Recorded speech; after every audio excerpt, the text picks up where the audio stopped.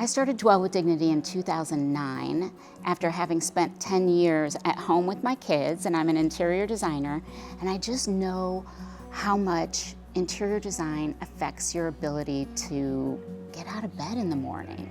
It's oftentimes the people who can least afford good design who can benefit most from it. You know, you think about a little boy coming home from school to an apartment with a blow-up mattress, and he doesn't want to be there. And you have a mom who doesn't have a kitchen table to provide food for her kids, or a sofa to sit down and read to them before they go to bed.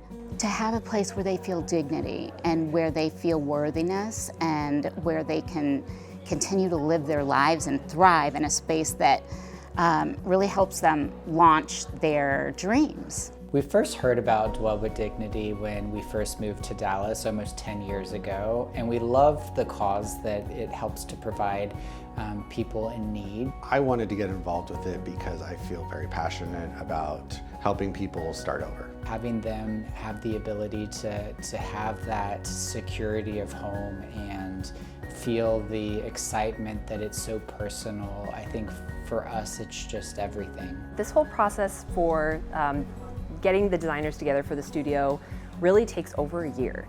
We start talking to the designers many months before we even kick it off. So all the designers have been working over 4 months on making all this possible. They don't have a client. They can really come up with any theme or really just show their own personality through this whole process. So we start with art, and they get to select a locally donated piece of artwork for their vignette, and then after that they shop our warehouse, which is really fun, almost supermarket sweeps type of day where you tag everything that you want in your vignette from our donated inventory, and then it all comes together during the installation week. Benjamin Moore Paint, they've been one of our most loyal, longest standing partners for the last 17 years. They donate all the paint. Absolutely everything that is shoppable here has been donated to us. Once we had a $10,000 couch donated to us, and we knew that if we sold that at a discounted rate, we could buy 5 couches with the proceeds. This is our second time doing Dwell, and for this time I kind of threw out a fun idea for Yates Desygn to do a maximalist approach.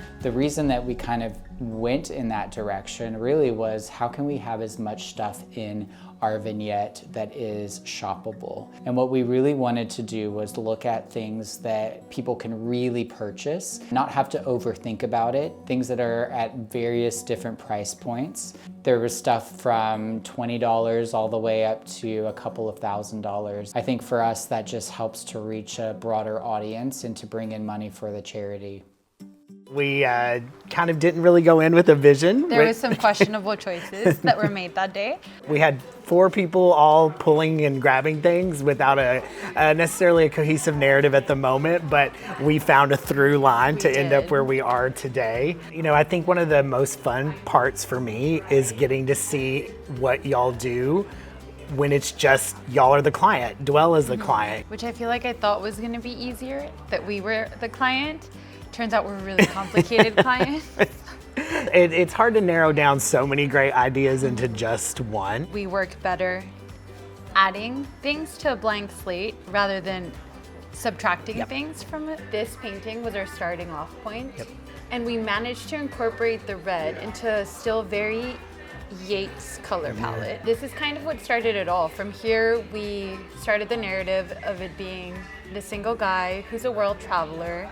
The Asian art kind of inspired all of the moments that we have throughout the space. A lot of little mementos, I feel like, truly reflect the curated element of this space. It's not like it was decorated, it was collected. Contrary to Bryan, do believe that more is more sometimes.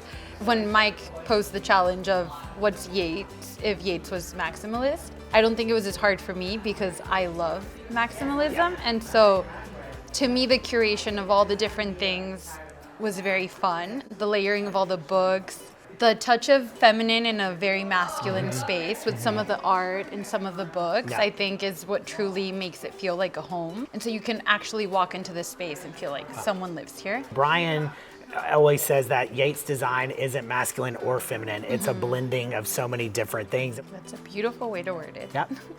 the juxtaposition of having two plates that are not the same size, not the same pattern put together is just quite beautiful. And I feel like that's what we did with the space, with the masculine and the feminine. And so we really wanted to maintain the idea of utilizing what was donated to the charity and how we can incorporate that within our vignettes. And so we wanted to make a conscious effort to see if we could, as an office, utilize what was existing and how do we capitalize on not really manipulating it too much. They have a lot of beautiful product that has been donated from a lot of vendors that we work with for our own clients. So many amazing vendors give to this organization, and getting to use their beautiful product so it can go into someone else's home is really what thrift is about. You know, I look around and see these brand new chairs that have never been sat on, and to know in like 24 hours they're going to be in someone's home is really a great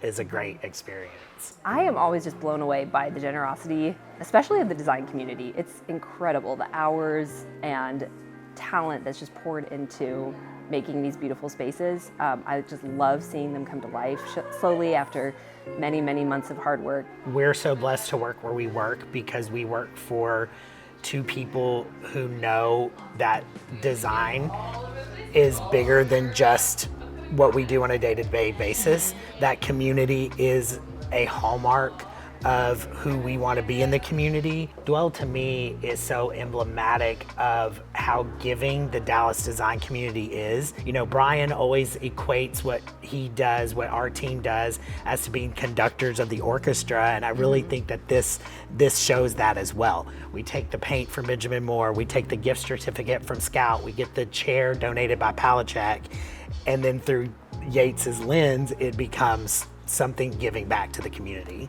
I'm most proud of the community and the design community, the people who really understand our mission and understand how your environment affects your quality of life so profoundly. Without the help of all of these people, these designers, creatives, manufacturers, retailers, we wouldn't be here. It would still be me in my driveway. I'd love to see Dwell with Dignity be under one roof and have all of our mission-based work and our fundraising work all together so that we as a team can celebrate that, and our donors and our supporters can come celebrate everything together. I'm also super excited about our collaboration with Habitat for Humanity. Supporters come together to sponsor a home for them.